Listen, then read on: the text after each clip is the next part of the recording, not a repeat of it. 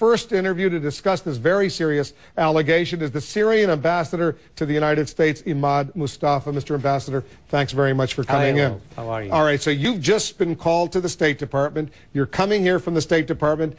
I assume they read the riot act to you. What did they say?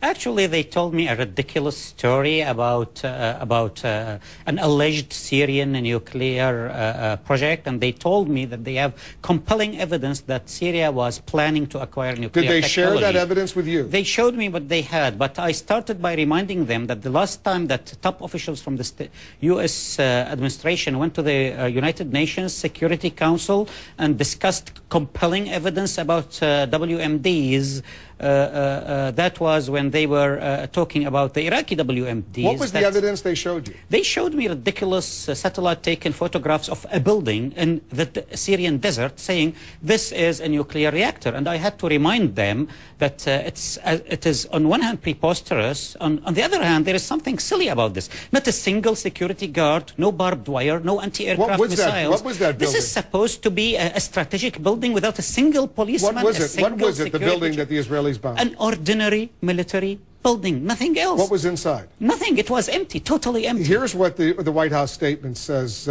We are convinced, based on a variety of information, that North Korea assisted Syria's covert nuclear activities. We have good reason to believe that reactor, which was damaged beyond repair on September 6th of last year, was not intended for peaceful purposes. That's in part what the White House says. This is a fantasy, and this administration has a proven record of fabricating stories about other countries' WMDs. It is so extraordinary. In the same White House statement, they say that this was a secret building, yet commercial satellite services provided photos of that quote-unquote secret building in Syria. We saw commercial pictures of it before and after. I hope the American citizens and the representatives of the American people would not be as gullible this time as they were prior to the war on Iraq, and they will stop believing the silly accusations of the U.S. administration. Here's the other part of this statement the White House put out. In defiance of its international obligations, Syria did not inform the International Atomic Energy Agency of the construction of the reactor, and after it was destroyed, the regime, meaning your regime, Syria, moved quickly to bury evidence of its existence. This cover-up only served to reinforce our confidence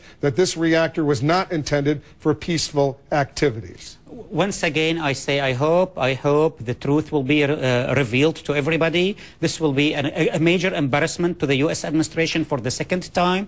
But prior to that, they lied about the Iraqi WMDs, and they think they can do it again nowadays. Were North Koreans there at that site? No, there was nobody at that site. It was a vacant military building.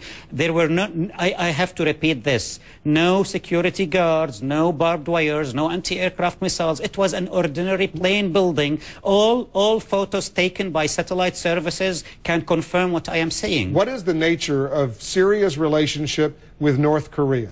We have a very normal relationship, not only with North Korea. Do they supply weapons to Syria? Everything that Syria is doing on an international. But you purchase weapons, missiles from North Korea, right? We are a country that happens to be under occupation right now by Israel, that is occupying the Syrian Golan. And also it is a clear fact, and this is what I have just reminded the guys at the State Department, that the only country in the Middle East that has WMDs happens to be Israel. If the United States is planning to invade and occupy a country because of its WMDs, then the country that has WMDs is well known to everybody in the whole world. Will Syria allow representatives from the IAEA, the International Atomic Energy Agency, to go visit that site? This is ridiculous. First, we never breached any commitments because we were never engaged. So let them come in and see it. See what? See a building that was never ever intended for They have sophisticated equipment that can determine whether or not there was something there. They know themselves that Syria is not involved in any nuclear activities. They, as you have said, they have the evidence and they have the equipment. They told you the same about Iraq prior to your war in Iraq. You never believed them, or actually you didn't even try to believe them, because the United States never cared whether its stories and allegations about Iraq were I did interview reliable or not. I did interview the Director General of the IAEA, Dr. Mohammed Al-Baradei, after the Israelis bombed that suspicious site, and he said at that time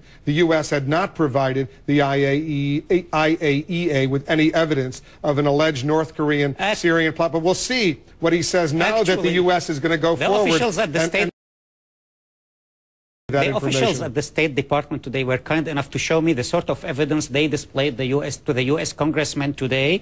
And in a way, I will tell you this. If they will dare to present this evidence to the IAEA, the International Atomic Energy Commission, it will be a mockery for the U.S. delegation, because it's just photographs of a vacant building. Before I let you go, one final question. The president of Syria, Bashar al-Assad, he's quoted as saying this about direct negotiations with Israel. Maybe with the coming administration in the United States, we can talk about direct negotiations. Is Syria ready for unconditional, direct peace negotiations with Israel?